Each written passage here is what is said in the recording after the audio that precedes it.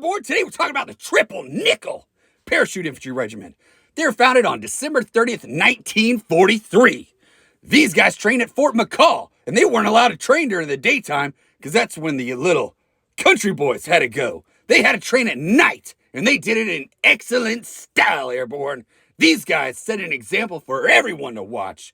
Ooh, these guys are legends. I love them. Mwah! Anyway, they were supposed to go to Europe during World War II because the 101st and the 82nd were getting their little fannies whipped during the Battle of the Bulge. But eventually they got themselves out of the Battle of the Bulge, so these guys weren't needed. So the United States Army said, we're going to send these guys to Japan. And then the Japanese started dropping all these little fire balloons in Oregon. While they were in the air for Operation Firefly, they thought they were going to Japan. And then they ended up being like the first smoke jumpers, and they ended up putting out wildfires. So if you live in Oregon, thank these guys, because your little towns would have burned up without them. Mwah! I love these guys. Whew. They were later repositioned to Fort Bragg when they were sent over. These guys paved the way for airborne infantrymen and set the example to today.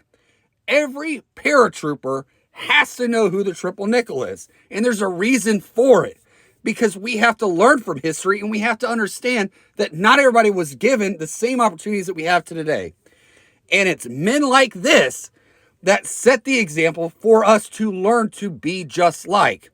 When somebody ever tells you you can't do something because of either height, weight, race, creed, or nationality, know that there were men before you who set the example and said, nah, man, I'm going to do what I want to do because God put me on this planet to be an airborne legend.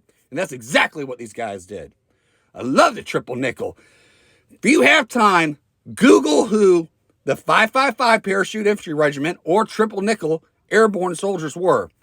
I guarantee you, if you just dive in a history book or an airborne history book, you're going to love them. You can go to the Special Operations Museum at Fort Bragg in Fayetteville, North Carolina, and learn about these guys. These guys truly are legends.